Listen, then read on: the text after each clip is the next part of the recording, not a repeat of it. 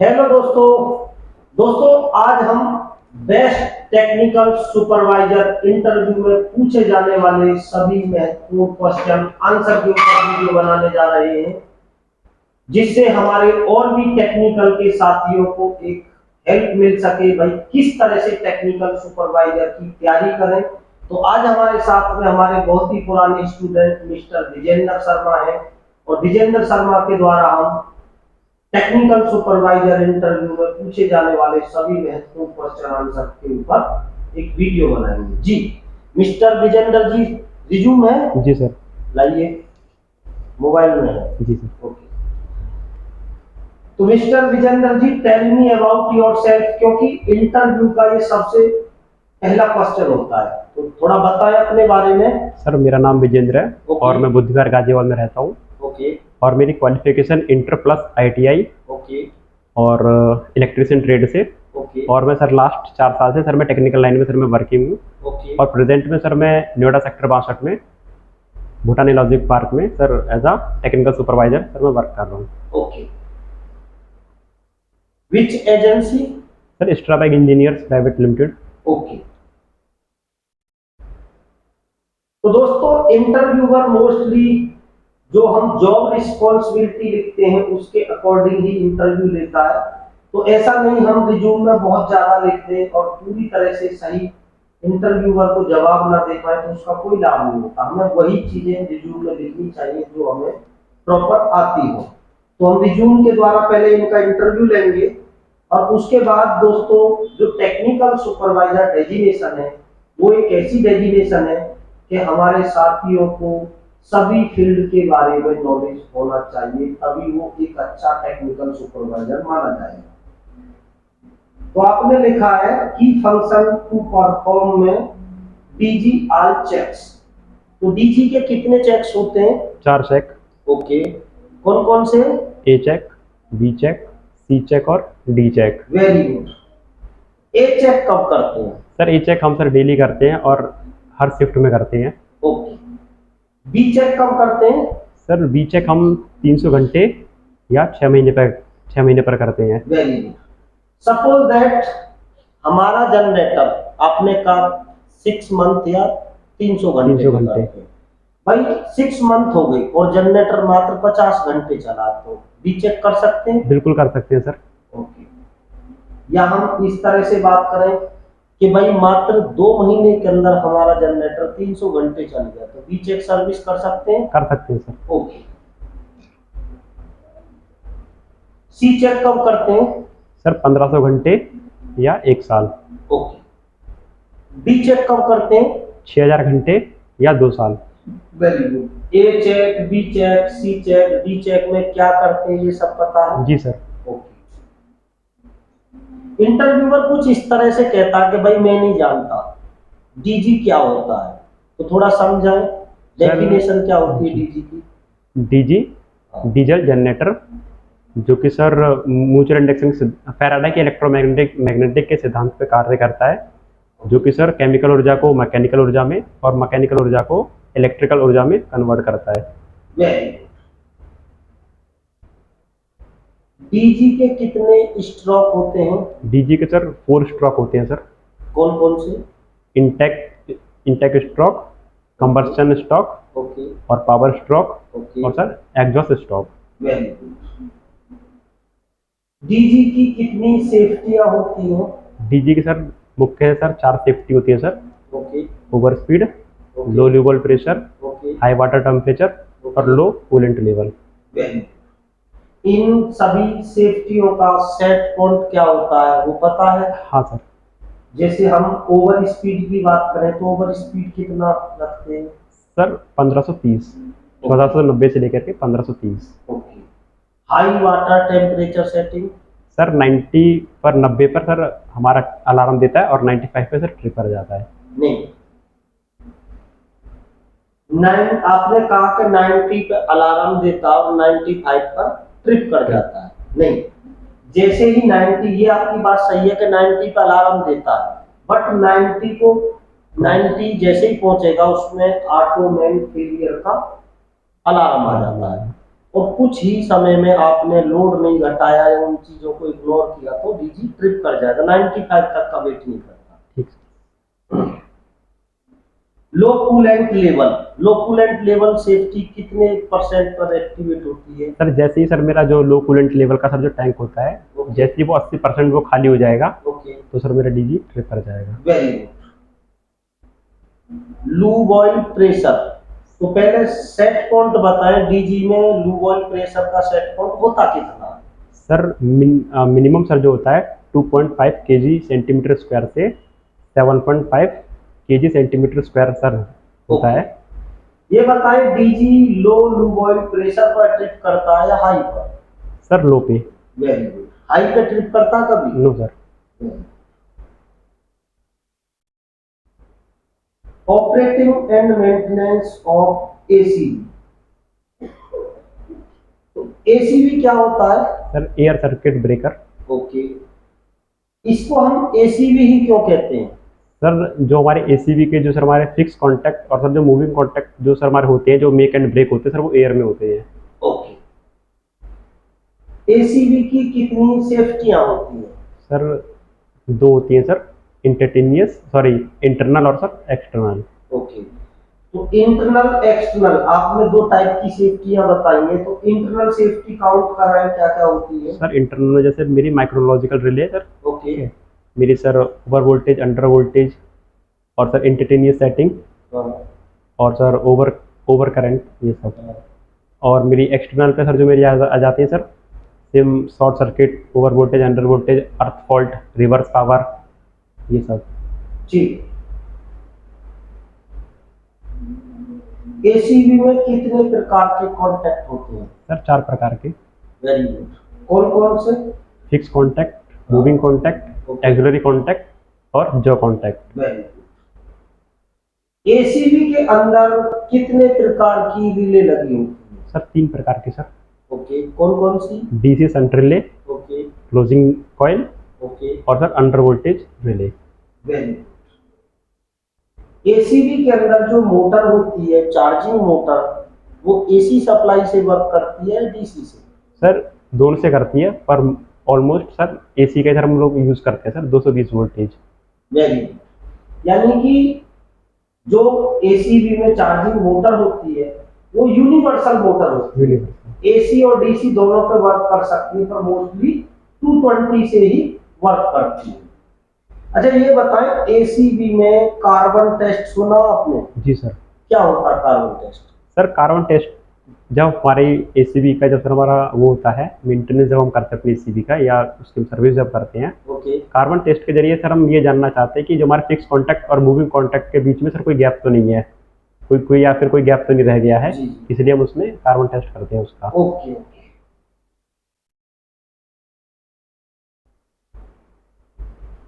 आपने लिखा है वीसीबी, वीसीबी क्या होता है? Sir vacuum circuit breaker. Okay, ये एचटी ब्रेकर है या LT? Sir HT breaker. Okay, VCB का वर्किंग प्रिंसिपल क्या होता है? सर वीसीबी जो सर हमारे वीसीबी के में सर जो हमारे फिक्स कॉन्टैक्ट और सर जो मूविंग कॉन्टैक्ट सर जो मेक एंड ब्रेक होते हैं, वो सर एक वैक्यूम बोतल होती है सर। वैक्यूम बोतल के अंदर सर वैक्यूम मतलब ऑक्सीजन का सर एक नामो निशान सर नहीं होता है, वहाँ पे सर इसके कॉन्टैक्ट मेक एंड ब्रेक होती है, जिसकी वजह से वहाँ पे सर आग नहीं लगती है, इसलिए सर वेरी गुड। वीसीबी। ये बताएं एचटी और एलटी में क्या डिफरेंस होता है? सर एचटी हाई टेंशन और एलटी लो टेंशन। एचटी में सर हमारे हाई वोल्टेज लो एम्पियर ओके, और एलटी में low voltage high ampere sir होते हैं हमारे। Very good. अच्छा कई बार यूट्यूब पे हमारे साथियों का कमेंट आता है कि सर ऐसा क्यों, एचटी पर ब्रेकर कम रेटिंग के और एलटी पर ब्रेकर अधिक रेटिंग के क्यों लगाए जाते हैं? सर एचटी में ना सर हमारे एम्पियर कम होते हैं ओके, और एलटी में सर अधिक एम्पियर सर होते हैं, इसलिए हम एचटी में। यानी कि जो हम ब्रेकर डिसाइड करते हैं वो एम्पियर के अकॉर्डिंग According to डिसाइड करते हैं ना? एम्पियर। एमसीसीबी क्या होती है ये? Moulded case circuit breaker.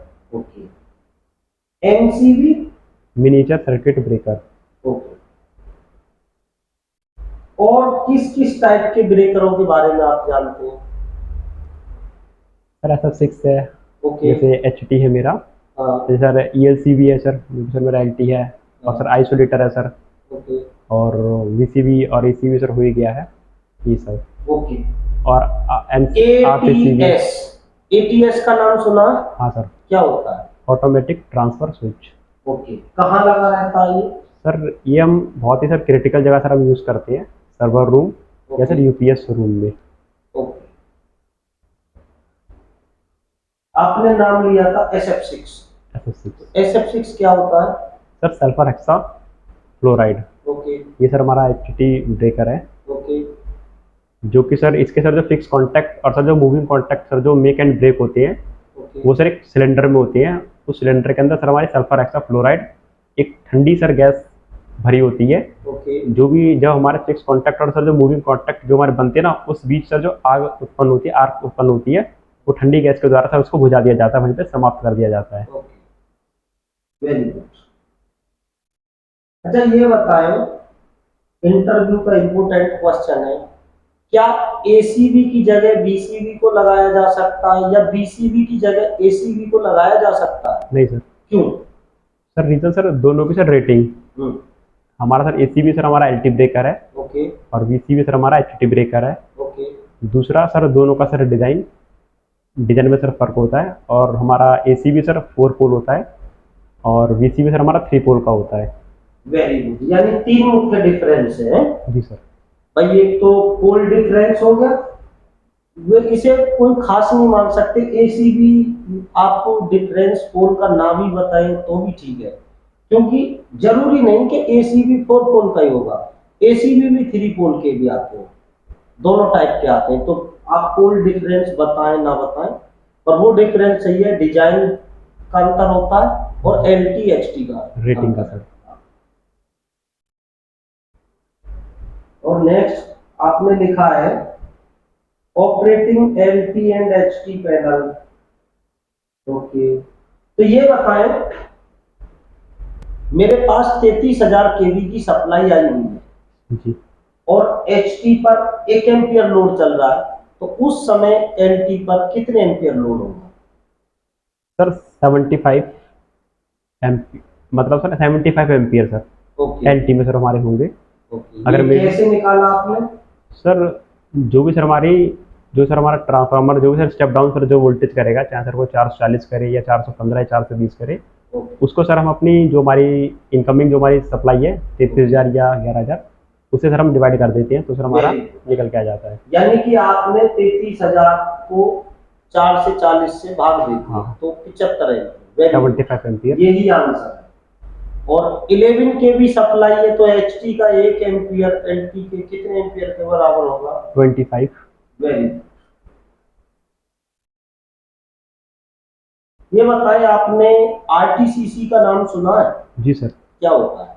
Remote tape control changer, remote tape control change panel होता है सर हमारा। Remote tape change controller. Very good. ये RTCC पैनल कहाँ लगाया जाता है? सर ये सर हमारा LT में लगा होता है सर। ओके। जी। और OLTC के बारे में जानते हैं? हाँ सर। क्या होता है? On load tap controller, tape change controller, tape changer. Tape changer. तो ये OLTC किस टाइप के ट्रांसफार्मर के साथ लगाया जाता है? जो सर हमारा ट्रांसफार्मर जो सर ऑन लोड होता है उसके साथ हम इसका यूज करते हैं। ऑन लोड के साथ? जी सर। तो ये बताएं, ये OLTC ड्राई टाइप ट्रांसफार्मर के साथ लगाया जाता है या ऑयल टाइप ट्रांसफार्मर के साथ? दोनों के साथ हम इसका यूज कर सकते हैं। वेरी गुड, क्योंकि हमारे बहुत सारे साथी जब इंटरव्यूअर पूछता है तो सही से कंफ्यूज हो जाते हैं, भाई दोनों के साथ लगा सकते हैं। आपने लिखा ऑपरेटिंग ऑयल टाइप ट्रांसफार्मर, तो सबसे पहले तो ये बताएं भाई, ट्रांसफार्मर है क्या? सर ट्रांसफार्मर सर एक स्टैटिक डिवाइस है, ओके। जो कि सर म्यूचुअल इंडक्शन के सिद्धांत पे कार्य करता है। ओके। जो कि सर हमारी एसी सप्लाई की जो सर फ्रिक्वेंसी होती है उसको सर चेंज किए बिना वोल्टेज को step up and step down करता है। वेरी। अब हम बात करें कि भाई वोल्टेज के आधार पर ट्रांसफार्मर कितने प्रकार के होते हैं? सर 2 प्रकार के सर। कौन कौन से? Step up and step down. Very good. Step up transformer किसे कहते हैं? Sir step up transformer sir वो होता है जिसके सर हम प्राइमरी में सर लो वोल्टेज और सर हाई उसके आउटपुट से अगर सर हमें हाई वोल्टेज मिली तो सर वो हमारा स्टेप अप ट्रांसफार्मर है। और स्टेप डाउन? स्टेप डाउन जिसके सर प्राइमरी में sir high voltage and secondary में अगर सर हमें लो वोल्टेज मिले तो सर वो हमारा स्टेप डाउन वोल्टेज है। ओके। अच्छा ये बताएं, स्टेप अप ट्रांसफार्मर की कहाँ जरूरत होती है और स्टेप डाउन कहाँ पर लगाया जाता है? सर स्टेप अप सर जो हमारा ट्रांसफार्मर है वो सर हम मेनली सर ट्रांसमिशन लाइन में सर हम इसका इस्तेमाल करते हैं। ओके। और जो हमारा स्टेप डाउन ट्रांसफार्मर है वो सर हम जनरली इंडस्ट्री में यूज़ करते हैं। Very good. तो आपने ऑयल टाइप ट्रांसफार्मर लिखा है, तो ये बताएं ऑयल टाइप ट्रांसफार्मर की कितनी सेफ्टियां होती हैं? मुख्यतः सर 3। ओके, कौन कौन सी? Sir Buchholz relay, okay. Oil temperature indicator okay. और winding temperature indicator. Okay. Oil temperature indicator आपने जो बोला, ऑयल टेम्परेचर सेटिंग कितनी होती है ट्रांसफार्मर में? सर 90 डिग्री पे। ओके। और winding temperature? Winding sir 95। Okay. और एक सेफ्टी का नाम लिया आपने, बकोल्ज जी। रिले, तो बकोल्ज रिले कैसे वर्क करती है? Sir Buchholz relay sir mechanically sir और मैकेनिकली वर्क करती है सर। एक ओके। गैस ऑपरेटेड सर मेरी रिले होती है सर। ओके। यदि सर मेरे ट्रांसफार्मर पर सर इंटरनल सर कोई फॉल्ट हो जाए सर, अधिक लोड आ जाए, हाँ। तो जिसके कारण सर जो मेरा ट्रांसफार्मर के अंदर सर जो ऑयल होता है ना सर वो हीट ओके। होकर के सर वो मेरा कंजर्वेटर टैंक में आएगा। और कंजर्वेटर टैंक में जब सर वो आएगा, जब वो और हीट होगा सर, जैसे ही बाहर निकलने को होगा तो सर मेरे बकोज रिले के अंदर सर 2 स्लॉट होते हैं सर। एक सर हमारा अलार्म देता है, दूसरा सर मेरे ट्रांसफार्मर को ट्रिप करवा देता है अगर वो मेरा ऑयल अगर बाहर निकलने को होता है तो कंजर्वेटर टैंक से।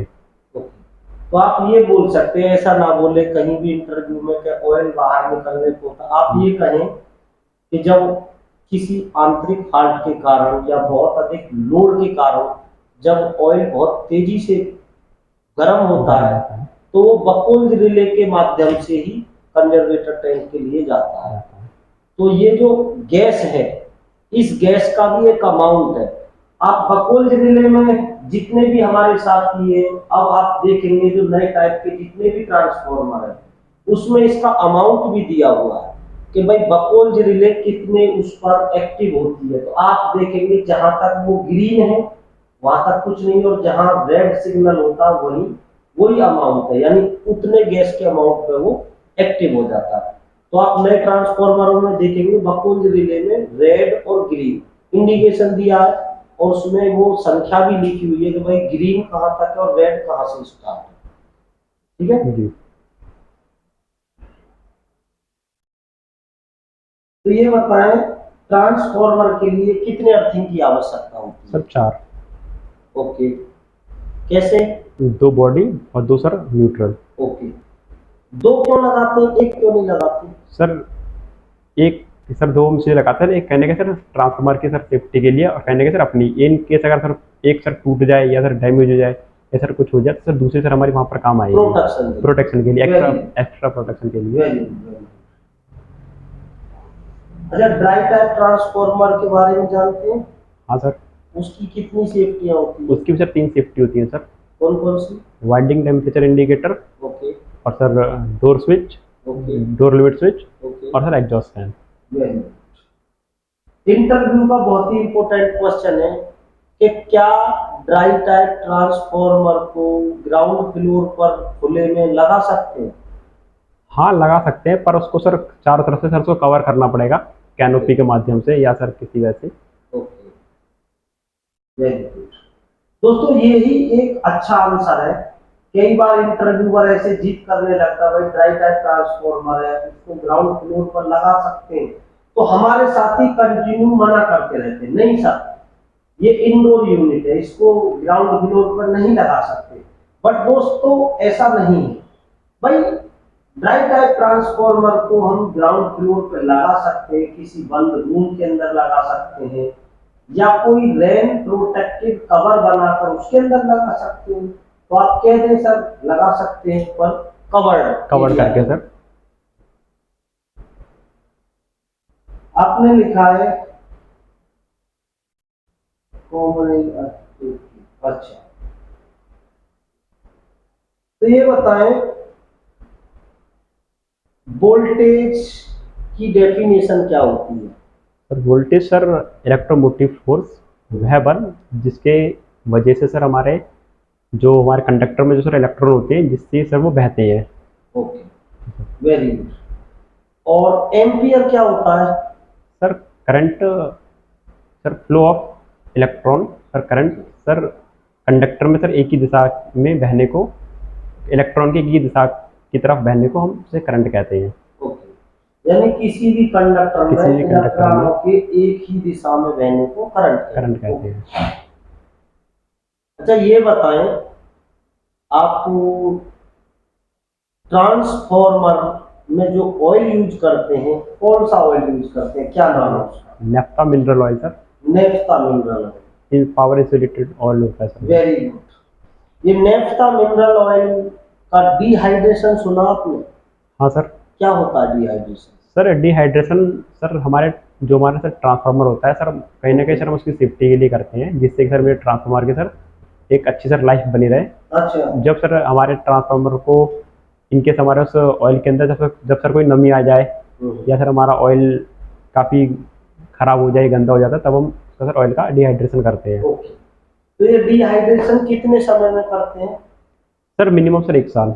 मिनिमम 1 साल। ओके, तो आप कह सकते हैं ये जरूरी नहीं कि भाई हम 1 साल का इंतजार करें, सर्दी के मौसम में, बरसात के मौसम में, या 1 साल के अंदर हमें करना ही करना। ओके, ट्रांसफॉर्मर में बीडीवी टेस्ट क्या होता है? सर ब्रेकडाउन वोल्टेज टेस्ट होता है सर। ब्रेकडाउन वोल्टेज टेस्ट क्या होता है? ब्रेकडाउन सर जो हमारा नेफ्था मिनरल ऑयल होता है ना सर, ओके, उसका ही सर हम वो करते हैं सर, बीडीवी टेस्ट सर हम करते हैं। एक वीकर के अंदर सर इसकी सर एक अलग से सर एक मशीन आती है सर, जो कि सर उस ऑयल को सर हम उस मशीन में से डालते हैं जिसमें सर हमारे हीटर लगे रहते हैं, जो कि सर हमारे ऑयल में जो भी सर मॉइस्चर होता है सर उसको सर एब्जॉर्ब कर लेते हैं सर। एब्जॉर्ब देखो, होता है। एक तरह का आप ये समझे, ये कोई वर्ड ना जोड़े एब्जॉर्ब का, आप बोले ट्रांसफॉर्मर का जो डिहाइड्रेशन प्रक्रिया, वो बहुत लंबा प्रोसेस है, 7-8 घंटे का प्रोसेस है। जब वो कंप्लीट हो जाता है प्रोसेस, और जो भी वेंडर है, जो भी डिहाइड्रेशन कर रहा है, जब उनको लगता है कि भाई ये प्रोसेस कंप्लीट हो चुका, तो एक सैंपल लेते हैं बीकर के अंदर। उस बीकर के अंदर जैसे ट्रांसफॉर्मर में प्राइमरी और सेकेंडरी 2 वाइंडिंग होती है, ऐसी उसके अंदर भी 2 पत्तियां होती हैं। उसमें सैंपल लेते हैं और उस सैंपल को मशीन के अंदर लगाते हैं, और उसमें हम एक्स्ट्रा वोल्टेज छोड़ते हैं। यानी कि 33 केवी का ट्रांसफॉर्मर है तो हम उसमें 66 केवी तक की सप्लाई छोड़ेंगे, और ये देखेंगे भाई इसका शॉर्टिंग पॉइंट कितना है, यानी जो इंसुलेटेड ऑयल है उसकी कैपेसिटी क्या है, उसका गुण क्या है, तो शॉर्टिंग पॉइंट देखते हैं। ठीक है जी। अच्छा, आप वहां पर क्या क्या देखते हो जहां पर वर्क करते हो, क्या क्या इक्विपमेंटों का वाचिंग करते हो? Sir LT panel, okay, HT panel, okay, DG, okay, sir transformer, okay, और कंप्लेन सर, ओके, जो भी सर हमारे कंप्लेन होती है सर, ये सब। ओके। एएमएफ के बारे में जानते हैं? एएमएफ क्या होता है? हाँ सर। क्या होता है? Auto main failure panel, very good. Auto main failure. और PLC? Sir power logic controller, programmable logic controller. Very good, programming logic controller. अच्छा, सिंक्रोनाइजिंग के समय किन किन बातों का ध्यान रखना चाहिए? जब सर हम सिंक्रोनाइजिंग करते हैं सर, ओके, उस टाइम पे सर हमारा वोल्टेज, ओके, फिर सीक्वेंस अच्छा, और सर फ्रीक्वेंसी हम सर मैच करते हैं। सिंक्रोनाइजिंग की कितनी विधि है? सर 2 विधि होती है सर सिंक्रोनाइजिंग की। कौन कौन सी? एक सर हमारी होती है सर डार्क लैम्प, और दूसरी सर हमारी होती है सिंक्रोस्कोप। Very good. अच्छा, थोड़ा फायर के बारे में नॉलेज है? हाँ सर। ओके, तो ये बताएं भाई, मेरी कोई 12 मंजिल की बिल्डिंग है, 12 फ्लोर की, जी सर। तो मुझे टेरेस पर कितने केजी प्रेशर चाहिए जो पर्याप्त हो? मिनिमम सर 7 से 8 केजी। टेरेस पे, छत पर? हाँ, छत पे सर जो मेरे को टेरिस पे सर वो चाहिए, वो सर मेरे को चाहिए सर 2 से 2.5 KG. Very good.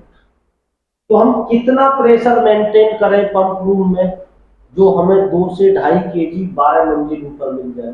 Sir minimum 7 से 8 केजी। 7 से 8 केजी। अच्छा, इसका फॉर्मूला क्या है? ये इंटरव्यू का बहुत ही इंपॉर्टेंट क्वेश्चन है। तो ऐसा नहीं है फायर टेक्नीशियन से पूछा जाएगा, सभी लोगों से पूछा जाता है। सर हर 10 मीटर पे सर हमारा 1 केजी प्रेशर लेस हो जाता है सर, वेरी कम हो जाता है। यानी every 10 metres less than 1 KG pressure. और ये सिर्फ हाइट पर होता है। हाइट पे जी सर। यदि हम कॉमन एरिया में अपनी जो रिंग लाइन है जी उसमें जितना प्रेशर यहाँ छोड़ेंगे इतना ही उस कॉर्नर में मिलेगा, इतना ही अगले कॉर्नर में मिलेगा। ये सिर्फ हाइट पे ड्रॉप होता है। Okay. Pump, fire pump room में क्या क्या इक्विपमेंट लगे होते हैं? सर सबसे पहले सर हमारा वहाँ पे होता है सर फायर इंजन होता है sir, okay. Fire diesel engine. हाँ। और सर जॉकी पंप होता है सर। ओके। और हमारा सर होता है sir main hydrant pump. Okay. और sir sprinkler pump. Okay. Jockey pump का क्या कार्य होता है? सर जॉकी पंप सर हमारे जो फायर की सर जो लाइन होती है उसके अंदर सर प्रेशर को सर मेंटेन करता है। ओके। ऑटोमेटिक, ऑटो में ऑन और ऑफ होता है sir. Okay. Sprinkler pump? Sprinkler sir जो हमारे बिल्डिंग में जो सर हमारे स्प्रिंकलर लगे होते हैं, स्प्रिंकलर जो सर लगे रहते हैं, हाँ। उनमें सर जो हमारा पानी का प्रेशर होता है सर वो उसको पूरा करता है sir sprinkler pump. In case अगर कहीं पे सर कोई आग लग गई, ओके। जिससे सर हमारे sprinkler main hydrant? Main hydrant sir हमारी जो बिल्डिंग अगर सर साधारण आग को सर बुझाने के लिए उस टाइम पर सर हम अपना हाइड्रेंट पंप का इस्तेमाल करते यानी हैं। साधारण आग लगी हुई हो हाँ। और ज्यादा अमाउंट में ज्यादा पानी की amount में आवश्यकता हो, पानी की क्योंकि जॉकी के अकॉर्डिंग हाइड्रेंट पंप कैपेसिटी में अधिक होते हैं। फायर इंजन की क्या जरूरत है भाई, जब 3-3 पंप लगे पड़े क्यों लगाते हैं? होता है क्या सर, मोस्टली सर आग यदि सर हमारे इलेक्ट्रिकल अगर सर हमारे पैनल में लग जाए, ओके। तो सर उस कंडीशन पे सर हम उस पर सर हम पानी नहीं मार सकते हैं जब उसमें सर आग लगी हो। तो सर सबसे पहले सर हम अपनी मेन सोर्स जो सर हमारी सप्लाई है सर हम उसको बंद करेंगे। बंद करने के बाद सर हम अपना सर हमारा जो डीजल इंजन है फायर वाला वो सर हम उसका चलाएंगे, तब सर हम उस आग को सर बुझाएंगे। मेन सप्लाई जाने पर सर हम मोटर को सर नहीं चला सकते इसलिए। यानी दूसरे मायने में इनका कहना भाई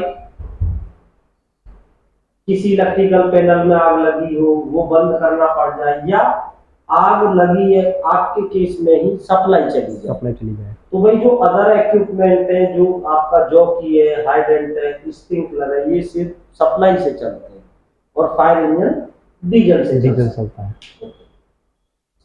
ये बताएं, जब हम अंडरग्राउंड फायर टैंक देते हैं उसके बाद भी टेरिस पर फायर टैंक क्यों दिया जाता है?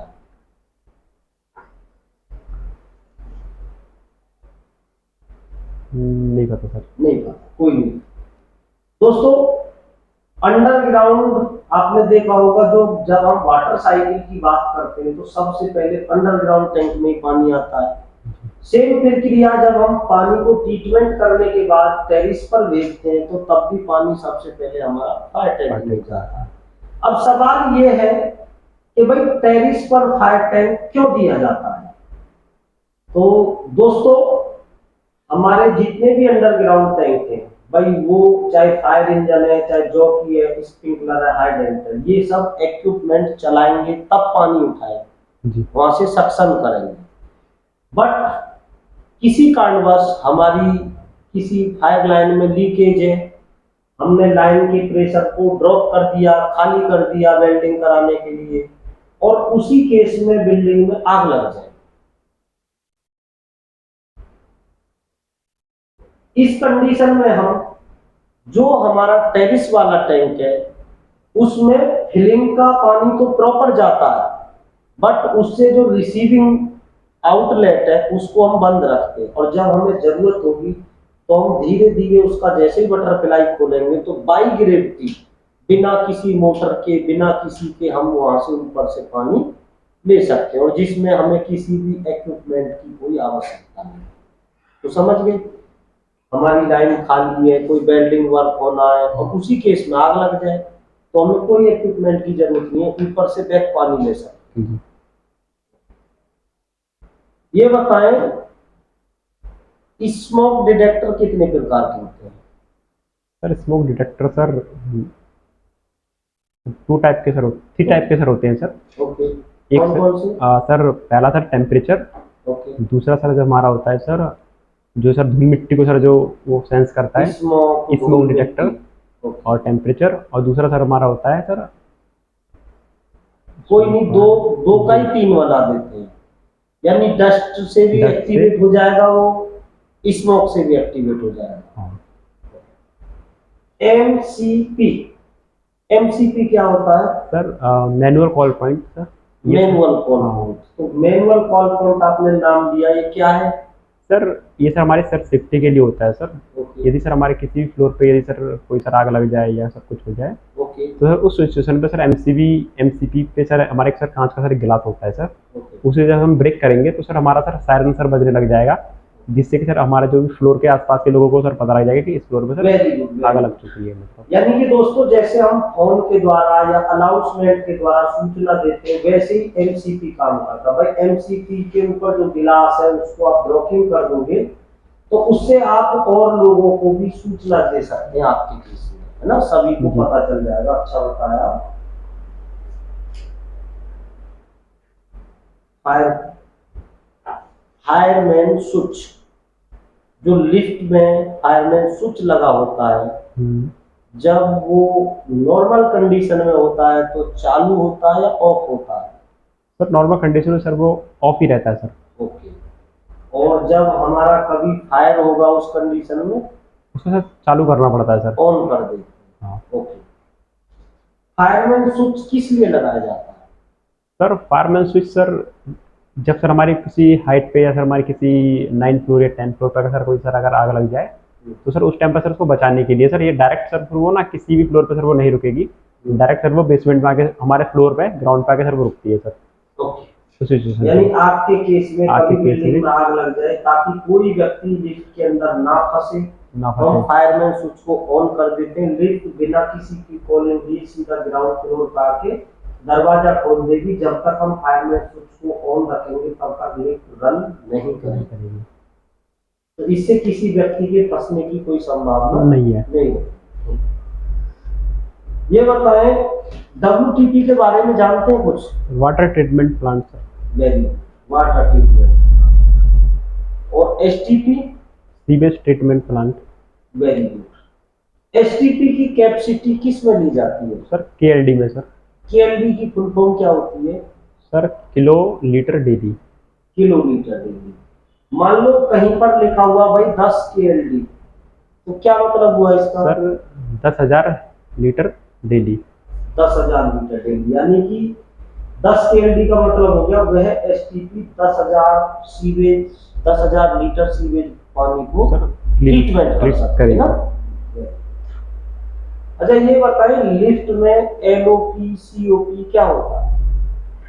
Sir LOP sir landing operating push button, और sir COP sir car operating push button. Landing नहीं, लिफ्ट ऑपरेटिंग पुश बटन।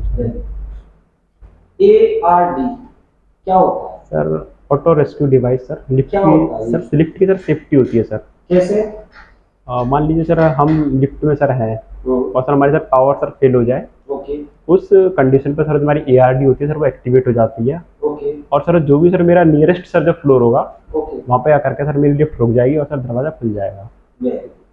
यानी दोस्तों ARD एक ऐसे मान लें आप, जैसे घर में हम इन्वर्टर लगाते हैं, भाई लाइट चली जाएगी इन्वर्टर पर लोड आ जाता है, तो इन्वर्टर तो थोड़ा कंटिन्यू चलता रहता। ARD बस इतना काम करती है कि जैसे ही लाइट गई आपको झटका लगेगा, लिफ्ट बंद होगी, और 10 सेकंड बाद लिफ्ट दोबारा चालू हो जाएगा, जो भी नियरेस्ट फ्लोर होगा वहां पर दरवाजा खोल।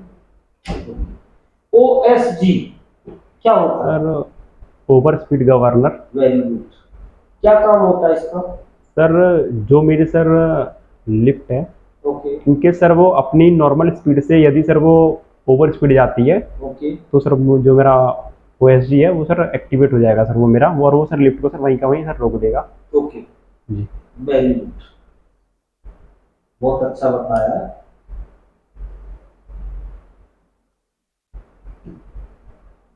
तो दोस्तों कितना सही कंटेंट आ गए, काफी कंटेंट आ गए दोस्तों। टेक्निकल सुपरवाइजर इंटरव्यू के लिए हमें सभी डेजिग्नेशनों के बारे में थोड़ा थोड़ा ज्ञान होना जरूरी है।